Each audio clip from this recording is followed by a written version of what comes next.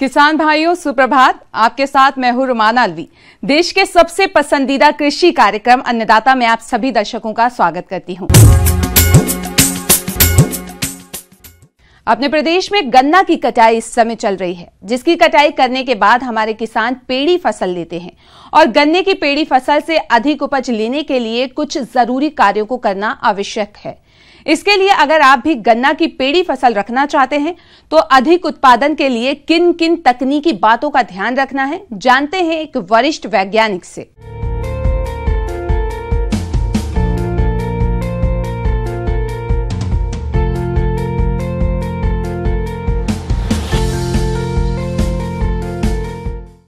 तो फैक्ट्री जब चलेगी तो उस टाइम जो गन्ने की कटाई करते हैं उसमें कुछ बातों को बड़ा ध्यान रखने की चीज़ है, क्योंकि जब भी काटेंगे उसके बाद हमें उसकी पेड़ी लेनी पड़ेगी।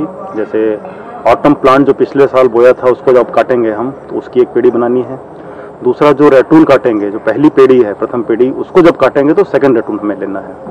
तो उसके प्रबंधन में सबसे ज़्यादा ध्यान देने की चीज़ ये है कि गन्ने की जब कटाई करें तो वो एकदम जड़ से करें, नीचे से करें, उसमें कोई भी ठूंठ छोड़े ना, क्योंकि ठूंठ का भी एक, अगर पूरे खेत में देखें आप तो ठूंठ का भी वजन होता है, जिसमें 2-3 कुंटल अगर वो छूट गया तो अल्टीमेटली बाद में काटना पड़ता है और वो वेस्ट होता है और किसान का उस वजन से नुकसान होता है। दूसरा, अगर वो ठूंठ छूट गई और कल्ले ऊपर से फूट गए तो उसमें जान नहीं रहती, वो गन्ने बनते नहीं हैं। इसलिए जड़ से इसको स्टबल शेविंग करते हैं कि जड़ से हम किसान जो हैं उसको काटें। सबसे बड़ा फायदा तो ये है। किसान भाइयों, जैसा कि हम लोग जानते हैं कि अच्छी पेड़ी गन्ने की मुख्य फसल की कटाई पर काफी निर्भर करती है। अगर हमारे किसान भाई समय से मुख्य फसल की कटाई करते हैं तो उन्हें अच्छे फुटाव वाली पेड़ी की प्राप्ति होती है। दूसरी चीज क्या करनी है? दूसरी चीज करनी है कि जब उसकी जो पत्तियां निकलती हैं गन्ने की, उसको बोलते हैं ट्रैश, उस ट्रैश को कभी भी किसान जलाए ना, बल्कि अब तो ये कानूनन अपराध में लिया गया है, क्योंकि इसके अंदर बड़े पोषक तत्व होते हैं। जब ये मिट्टी में मिल जाता है तब ये खाद बन जाती है गलने के बाद। तो किसानों को ये रिकमेंड हम लोग करते हैं, किसानों को करना चाहिए कि जो पत्तियां हैं उसको दोनों नाली के बीच में एक रो छोड़ के उसको बिछा दें। बिछाने के बाद जब पूरा गन्ना जब कट गया हो, ऐसे बिछाते रहें। बिछाने के बाद उसमें पानी डाल के उसमें यूरिया डाल दें, जिससे कि वो गल जाए। गल जाने के बाद फिर उसमें जब जुताई कर देंगे तो वो पूरा उसमें मिट्टी में मिल जाता है और एक तो खाद बन गया, मिट्टी में मिल गया। दूसरा, जो जोतने के बाद फिर उसमें नाली बन गई जिसमें कि हम इरिगेशन दे सकते हैं। ये 3-4 चीजें अगर ध्यान देता है किसान तो उसकी पेड़ी की उपज जो है वो पौधे की उपज के बराबर ही होगी, बल्कि उससे ज्यादा हो जाएगी। पेड़ी गन्ने के खेत में पौधों के जगह जगह न होने पर खेत में खाली स्थान दिखाई देते हैं। ऐसी समस्या मुख्य रूप से मुख्य फसल में पौधों की संख्या कम होने या फिर पेड़ी में ही छूट के सूखने पर ही उत्पन्न होती है। तो हमारे किसान भाई खेत में पड़ी खाली जगह का उपयोग करके कैसे अधिक उत्पादन की प्राप्ति कर सकते हैं, आइए जानते हैं। गन्ना काट लिया जाता है तो बाद में देखते हैं हम कि कई जगह गन्ना नहीं है, उसको बोलते हैं कि गैप। तो जो गैप है उसको हम गैप से उसको फिल कर लें, क्योंकि अगर वो गैप रह गया तो समझ लीजिए उतना गन्ना कम हो जाएगा आने वाली उपज में, आने वाली पैदावार में, तो उतना ही उपज कम हो जाएगी। इसको गैप फिलिंग बोलते हैं हम लोग। कि जब हम काटने लगते हैं उसके पहले ही, जैसे हमने प्लानिंग करने की 1 महीने बाद हमारी फैक्ट्री चलने वाली है, तो उसके 15-20 दिन पहले ही हमने खेत की नालियों में गन्ने के बीज बो दिए काट के। उसमें जो अंकुरित हो गया और बाद में जब वो गन्ना कटाई हो गई और लगा कि यहाँ गैप है, तो उस गैप में उस फुटाव वाले गन्ने को हमने बो दिया। जनरली जो ये गैप है वो 10 से 15% तक आराम से मिलता है खेतों में, और जब ये हम फिलिंग कर लेते हैं, गैप फिलिंग कर लेते हैं, तो इससे 15% वो जब भरा हो जाएगा तो 15% उपज ज्यादा मिलेगी। किसान भाइयों, किसी भी फसल की अच्छी वृद्धि और विकास के लिए ये जरूरी है कि हमें फसल में समय समय पर संतुलित पोषक तत्वों को देना चाहिए, जिसके लिए यूरिया 345 किलोग्राम, DAP 130 किलोग्राम और पोटाश 85 किलोग्राम प्रति हेक्टेयर की दर से देना होता है।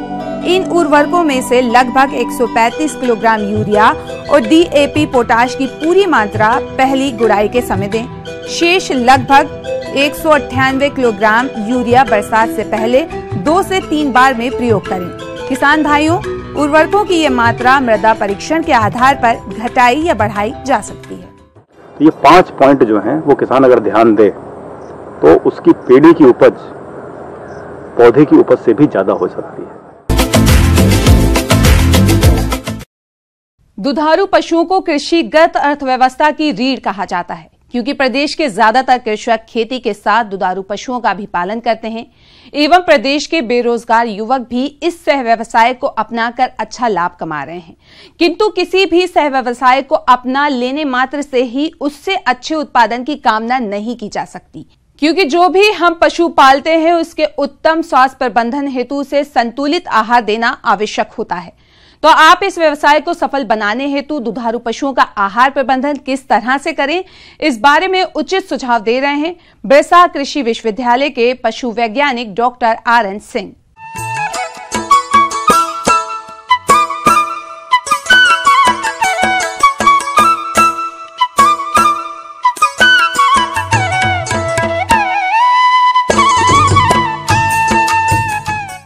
किसान भाइयों, आज हम आप लोगों को पशु पालन के संबंध में बताएंगे और विशेषकर हम उसकी आहार प्रणाली के बारे में बताएंगे।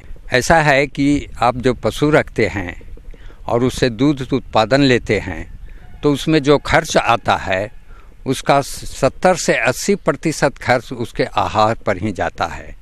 और यदि हमको उचित आहार देंगे तभी उससे समुचित उसको दूध आपको प्राप्त होगा। इसके लिए ज़रूरी है कि कुछ जो बेसिक चीज़ हैं आहार के संबंध में उनकी जानकारी भी आप लोगों को ज़रूरी होना चाहिए। जैसे आहार के 5-6 तत्व हैं, जैसे कार्बोहाइड्रेट हुआ, प्रोटीन हुआ, वसा हुआ, खनिज लवण हुआ और विटामिन्स हुआ। इसके बाद जल का भी बहुत महत्व है। इन सब तत्वों का एक समुचित एक निश्चित मात्रा यदि डेली उसके प्रतिदिन के आहार में नहीं मिलेंगे तो उससे उसका आपको समुचित उत्पादन आपको नहीं मिलेगा। पशुओं का संतुलित आहार प्रबंधन। ठंड के मौसम में पशुओं के संतुलित आहार का समुचित प्रबंधन करना चाहिए, क्योंकि पशुओं को संतुलित आहार नहीं मिलने पर पशु कमजोर हो जाते हैं और उन्हें ठंड लगने की संभावना बढ़ जाती है। इसलिए दुधारू पशुओं को प्रोटीन युक्त संतुलित आहार देना चाहिए, जिसको आप अपने स्तर पर बनाकर पशुओं को खिला सकते हैं। इसके लिए मुख्य अवयव इस प्रकार से हैं। भोजन है, एक है चारा है, एक दाना है। तो चारा में तो आप पुआल वगैरह देते हैं, घास देते हैं और दाने के रूप में भी आप एक मिश्रण देते हैं। तो अब हम बताएंगे कि उस मिश्रण को हम दाना मिक्सर को कैसे बनाएं, क्योंकि एक अनाज देने से उसकी सब तत्व को पूरी मात्रा नहीं मिल पाती है। इसलिए एक दाना मिश्रण हम बताते हैं जो दुधारू गायों के लिए बहुत उपयोगी होगा। पहला है कि एक मकई लीजिए, मकई पीली मकई हो तो अच्छा है, उसको पीस लीजिए और उसकी यदि 100 किलो दाना बनाना है तो 34 किलो पीली मकई लीजिए। फिर बादाम खल्ली जो कि सब जगह उपलब्ध है उसकी मात्रा 33 किलो लीजिए, उसको भी आप पीस लीजिएगा। इसके बाद चोकर, गेहूं का चोकर सबसे बढ़िया होता है, उसको चोकर की मात्रा करीब 33 किलो होगा, 30 किलो होगा और 2 किलो उसमें हम लोग मिनरल मिक्सर देते हैं और 1 किलो देते हैं नमक देते हैं। इस तरह से हमें इन सब मिक्सचरों को अच्छी तरह से मिला लेते हैं और एक हमें ये दाना मिक्सचर बन जाता है। अब हुआ कि इसके कितनी मात्रा हम गाय को दें, तो कोई भी दाना हम खिलाते हैं तो उसकी उत्पादन क्षमता, उसके बॉडी वेट पर, उसकी कितना बड़ा जानवर है, इस पर निर्भर करता है। तो ऐसे एक प्रमाण है 2.5 किलो दूध पर 1 किलो ये दाना मिक्सर देते हैं। और उसके बॉडी के मेंटेनेंस के लिए भी चाहिए, क्योंकि दूध उत्पादन के बाद के अलावा उसके शरीर भी बराबर उसका जो भार है वो बना रहे, कमज़ोर नहीं हो, जिससे कि बीमारियों से वो ग्रसित हो जाएगा। इसके लिए भी 1 से 1.5 किलो एक्स्ट्रा दाना हम उसको देते हैं इस तरह से। लेकिन भैंस के केस में जानते हैं कि भैंस का दूध गाढ़ा होता है और इसलिए उसमें हम 2 किलो दूध पर 1 किलो ही दाना मिक्सर देते हैं और इस तरह से उस तरह से हम देते हैं। और एक और सावधानी की ज़रूरत है जब गाय गर्भवती के समय हो जाती है तो जनरली किसान भाई क्या करते हैं कि उसको दाना का मात्रा एकदम बिल्कुल कम कर देते हैं, क्योंकि दूध नहीं दे रही है। उस अवस्था में भी पशुओं के लिए, गायों के लिए दाना मिक्सचर बहुत ज़रूरी हो जाता है। जैसे यदि गर्भवती गाय है तो करीब 2 से 2.5 किलो दाना उसको, खास करके लास्ट जो 3 महीना होता है वो गर्भावस्था के, वो देना चाहिए, जिससे होगा कि जो गर्भस्थ बच्चा है वो पूरा तंदुरुस्त रहेगा और उसके गर्भ धारण ठीक से होगा और बच्चा जनन में भी किसी तरह की उसे परेशानी नहीं होगी। इस तरह से हम बछड़ों को भी देते हैं।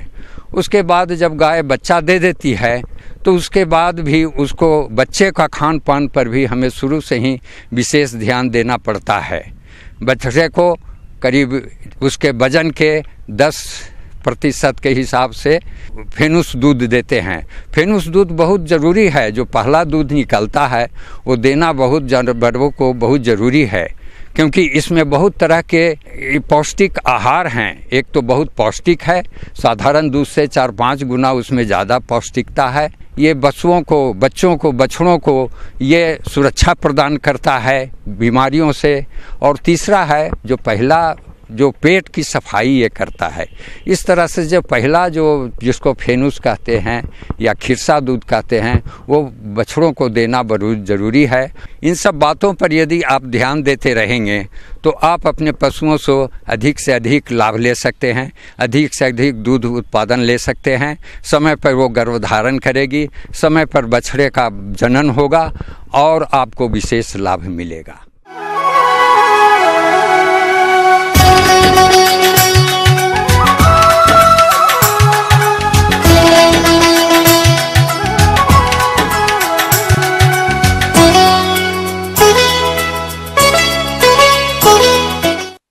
मिर्च की फसल से अधिक उत्पादन के लिए ये जरूरी है कि फसल की सही तरीके से बढ़वार हो और उचित मात्रा में फूल और फल आए। लेकिन अगर आप फसल का प्रबंधन सही तरीके से नहीं करेंगे तो फूल फल कम आएंगे और उत्पादन कम मिलेगा। तो मिर्च की अच्छी उपज के लिए आप फसल में किन किन जरूरी प्रबंधनों को करें, आइए जानते हैं डॉक्टर अमर सिंह यादव से।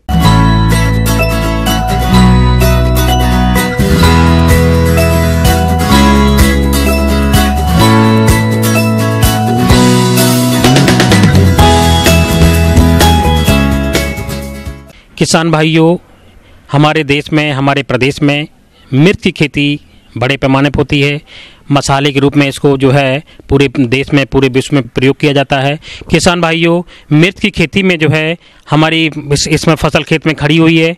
इस समय कौन कौन सी सच क्रियाएं हम लोग मिर्च में कर सकते हैं, इसके बारे में हम आपको विस्तार से बताना चाहेंगे। हम इसकी खरपतवार नियंत्रण करें, इसके लिए जो है, चूँकि खरपतवार 2 तरीके के किसान भाइयों होते हैं, चौड़ी पत्ती वाले खरपतवार और सकरी पत्ती वाले खरपतवार। दोनों ही तरीके के खरपतवार हमारी मिर्च को नुकसान करते हैं और ये नुकसान लगभग जो है 25 से 30% तक हो जाता है। किसान भाइयों, हम चूँकि खुरपी की सहायता से इन खरपतवारों को निकाल दें, जिससे हमारी खेत की मिट्टी भुरभुरी भी हो जाएगी, साथ साथ जो है उसमें वायु संचार भी बढ़ जाता है। इसके साथ साथ किसान भाइयों, इस समय मिर्च में हम लोग जो है सिंचाई का विशेष ध्यान रखें, क्योंकि इस समय टेम्परेचर बहुत कम होता चला जा रहा है, जिससे कि जो है पाला पड़ने की संभावना रहेगी। इससे जो है हमारा नुकसान ज़्यादा हो सकता है, इसीलिए हल्की सिंचाई जरूर रखें। साथ साथ इस बात का जरूर ध्यान दें कि उसमें जब फूल की पोजीशन जब ज़्यादा फूल आ रहा होता है उसमें बहुत हल्की सिंचाई रखें, क्योंकि ज़्यादा सिंचाई होने पर फूल झड़ने की संभावना भी बनी रहती है। साथ साथ जो है उसमें जब भी जो है फल की ग्रोथ हो रही है उस समय हल्की सिंचाई बनाए रखें, जिससे कि फल की ग्रोथ भी ठीक से हो जाती है। यदि आप जो है उसमें पानी टाइम से नहीं मिल पाता है, खेत सूख जाता है, तो वहाँ पर भी जो है उसकी ग्रोथ नहीं हो पाती है, साथ साथ फल का साइज छोटा रह जाता है और उससे हमारा उत्पादन कम हो जाता है।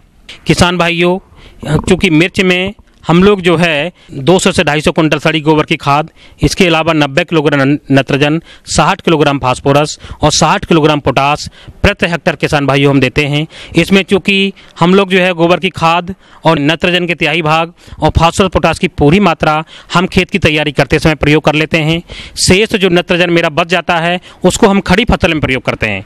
किसान भाइयों, चूँकि फसल आपकी खड़ी हुई है तो चूँकि हम लगभग जो है 2 बार आप लोग प्रयोग कर चुके होंगे, 3/4 भाग जो बचा होगा आपको इस समय खड़ी फसल में प्रयोग करेंगे। इसके अलावा किसान भाइयों, हम जो है क्योंकि मिर्च में एक बड़ी दिक्कत आती है कि मिर्च में मोज़ेक की बहुत बड़ी समस्या होती है, उससे मिर्च का विकास रुक जाता है, साथ साथ जो है पूरा जो है उसका उत्पादन घट जाता है। और ये देखते हैं कि मिर्च के खेत में पहले जो है 1% 2% होते हैं, फिर धीरे धीरे जो पूरे खेत में फैल जाता है। किसान भाइयों, उसके लिए हम लोग क्या करेंगे, सबसे पहले जो है क्योंकि ये जान लें कि ये किससे फैलता है, कि किसान भाइयों ये जो है सफ़ेद मक्खी या माऊ जो कीट होते हैं उनसे ये रोग फैल जाता है। तो हम क्या करें कि इन कीटों को नियंत्रित करने के लिए सबसे पहले उन रोगल पौधों को निकाल दें, जो रोगल पौधों उनको मिट्टी में दबा दें या जला दें। इसके बाद क्या करें कि डाइमेथोएट या इमिडाक्लोप्रिड की हम जो है आधा ml मात्रा प्रति लीटर पानी में घोल करके अगर स्प्रे कर देते हैं, उससे क्या होगा कि हमारे कीटों का नियंत्रण हो जाएगा और हमारे खेत में मोज़ेक की समस्या नहीं रहेगी। किसान भाइयों, मिर्च की फसल को क्षति पहुंचाने वाले कीटों में से एक है फल छेदक कीट। इस कीट की सूंडी फलों में गोल छेद करके उसके अंदर के भाग को खाती है, जिससे फलों की क्वालिटी खराब हो जाती है और इस कीट के ज्यादा प्रकोप की वजह से फल झड़ भी जाते हैं। तो किसान भाइयों, आप इस कीट से अपनी मिर्च की फसल को बचाने के लिए नीम तेल 5 मिलीलीटर प्रति लीटर पानी में घोलकर फसल पर छिड़काव करें। और अगर इस कीट का प्रकोप फसल पर अधिक देखने में आ रहा हो तो आप इंडोक्साकार्ब दवा की 1 मिलीलीटर मात्रा को प्रति लीटर पानी में घोलकर छिड़काव कर दें, जिससे आपकी फसल इस कीट से बच जाएगी। साथ ही आपको फसल से अधिक उपज भी प्राप्त होगी। मौसम के अनुसार प्रबंधनों पर ही टिकी है आपकी खेतीबाड़ी, इसलिए मौसम पूर्वानुमान और उस पर आधारित साप्ताहिक कृषि सलाह इस प्रकार है। ग्रामीण कृषि मौसम सेवा भारत सरकार और बिरसा कृषि विश्वविद्यालय रांची द्वारा भेजे गए मौसम पूर्वानुमान के आधार पर प्रदेश के किसान भाइयों को सलाह दी जाती है कि समय से बोई गई दलहनी फसल जैसे चना, मटर, मसूर इत्यादि में फली का आना शुरू हो गया है। अगर इनमें फली छेदक कीटों का प्रकोप हो रहा हो तो कीटनाशी दवा मोनोक्रोटोफास का छिड़काव 1 मिलीलीटर प्रति लीटर पानी की दर से घोलकर करें। जो किसान भाई गर्मा धान की खेती करना चाहते हैं वे बिचड़ा उगाने के लिए बीज स्थली की तैयारी कर बीज की बुआई करें। 1 एकड़ में धान की रोपनी के लिए 20 किलोग्राम बीज तथा 10 डिसमिल बीज स्थली की आवश्यकता होती है। बीज स्थली में 1 क्विंटल गोबर की सड़ी खाद, 5 kilogram urea, 20 kilogram single super phosphate और 2 किलोग्राम म्यूरेट ऑफ पोटाश डालें। बीज को बुआई से पहले बावेस्टीन और थीरम 1-1 ग्राम प्रति किलोग्राम बीज के हिसाब से उपचारित अवश्य कर लें। धान की उन्नत किस्म बिरसा धान 202, बिरसा विकास धान 203, बिरसा विकास धान 110, बिरसा विकास धान 111, ललाट, वंदना, नवीन इत्यादि में से किसी एक किस्म का चुनाव करें। आगाज से मध्यम किस्मों की आलू की फसल 80 से 120 दिनों में तैयार होती है। अतः किसान भाई अपनी फसल के परिपक्वता की अवस्था को देखते हुए 7 से 10 दिन पहले सिंचाई करना बंद कर दें तथा पौधे के ऊपरी भाग को काटकर हटा दें, ताकि आलू सख्त हो जाए और उसका छिलका भी भली भांति परिपक्व हो जाए। ऐसे आलू को अधिक दिनों तक सुरक्षित रखा जा सकता है। आलू की फसल के बाद खाली हुए खेतों में किसान भाई प्याज की खेती कर सकते हैं। जिस तालाब का पानी फरवरी में सूख जाता है उस तालाब की मछलियां 200 से 250 ग्राम की हो गई होंगी। उन मछलियों को निकलवा कर बाजार में बेच दें। वैसे मत्स्य पालक जिनके तालाब में वर्ष भर पानी रहता है वे पानी का निरीक्षण करें और यदि पानी साफ हो गया हो तो तालाब में चूना एवं गोबर डालें। साथ ही साथ मछलियों के लिए पूरक आहार धान की भूसी तथा सरसों की खली को एक साथ मिलाकर 5 किलोग्राम प्रति एकड़ प्रतिदिन डालें।